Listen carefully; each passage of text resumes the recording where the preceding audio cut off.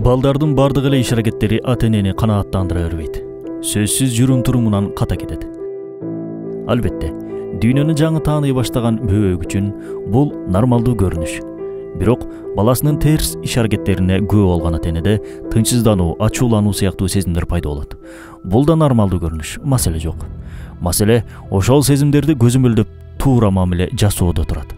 Көпчүлүк ата-энелер баланын катасын көрөөрү менен дароо "Сендеги кандай укпаган баласың? Мен сага канча айтам" деген сыяктуу агрессивдүү сөздөрдү айтат. Ал эми уруш менен башталган орой мамиле андан ары кандай уланаары белгилүү. Балдар менен мамиле түзүп, аларга кайрылууда колдонула турган байланыш тилдери, туура сөздөр бар. Бул видеодо туура жана туура эмес байланыш тилдерин аныктап беребиз. Эң көп колдонулуучу тил бул сен байланыш тили болуп эсептелет. Мисалы, сенин кулагың такыр укпайт. Сага акырын ойно дебедимби? Сен эмне мынча тентексиң? Деген сөздөр баарыбызга тааныш болсо керек. Кечке эле сен деп кайрылууну угуу менен бала тартиптүү болуп калбайт.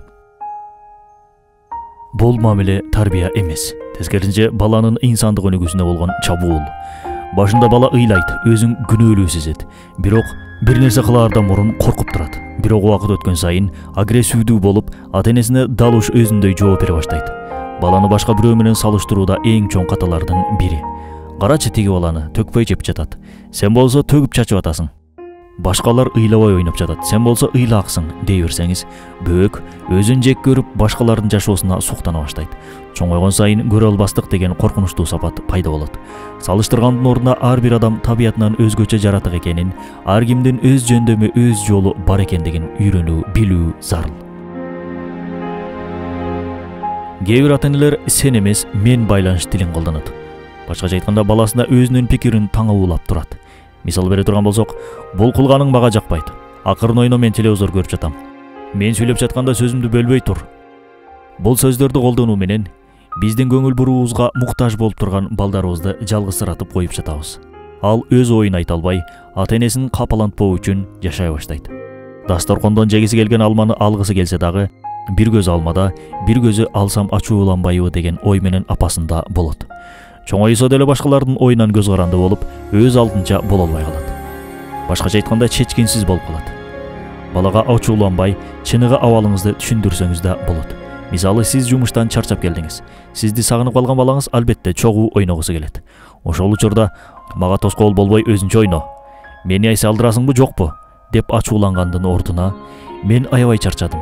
Бир аз эс алып алайын, анан экөөбүз ойнойбуз, макулбу?" деп жооп бергениңиз туура. Башында бала түшүнбөй сизди кыйнашы мүмкүн, бирок бара-бара бул мамилеге түшүнүү менен карай баштайт. Балдарга туура мамиле жасоодо, деги эле алар менен сүйлөшүп жатканда колдонула турган тил иш аракет тили. Ал кандай колдонулушу мүмкүн? Мисалы, "Сен эмнеге калпайтасың?" дегендин ордуна "Калпайтуу туура эмес" деңиз. "Сен балдарды эмнеге урасың?" дебей, "Балдарды урган туура эмес" деп түшүндүрүп берүү керек.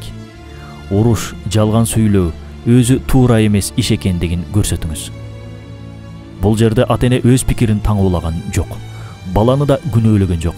Болгону ортодогу туура эмес ишти балага көрсөтүп жатат.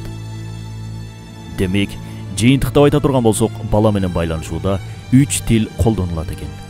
Кыскача кайталай турган болсок, алар ушулар. Биринчиси сен тили, экинчиси мен тили, үчүнчүсү иш аракет тили. Биринчи сен тили, башкача айтканда, "Сен эмне үчүн ыйлааксың? Сенин кулагың эмнеге такыр укпайт? Сен эмнеге тентексиң?" деп кайрылуу. Дайыма баланы күнөөлөй турган тил. Экинчиси мен тили, "Мен сүйлөп жатканда сөзүмдү бөлбөй тур. Мен эс алып жатам, тоскоол болбо" деп кайрылуу. Дайыма "Сенин кылгандарың мага жакпай жатат" деген эгоцентризм. Баланын чечими ата-энесинин чечими болуп, өз оюн айта албаган коркок бала болуп калат. Үчүнчү иш аракет тили, бул жерде сен да жок, мен да жок. Тескерисинче абал бар. "Сен жалган айтпа" же болбосо "Мага жалган айтканың жакпай жатат" эмес, ошол жалган айткандын өзү жаман адат болгондугун балага түшүндүрүү. Ортодогу абалды балага жумшактык менен жеткизүү. Бала тарбиясында бул 3 тилдин үчүнчүсүн, тагыраак айтканда иш аракет тилин колдонолу. Себеби бул тил менен бир өлкөнүн келечегин түптөсөк болот. Балдарды тарбиялоо эң татаал процесс. Талыкпаган эмгекти, сапаттуу билимди талап кылат. Жогорудагы кеңештерди эске алып, балдарыңыз менен туура мамиле куруу сиздин колуңузда.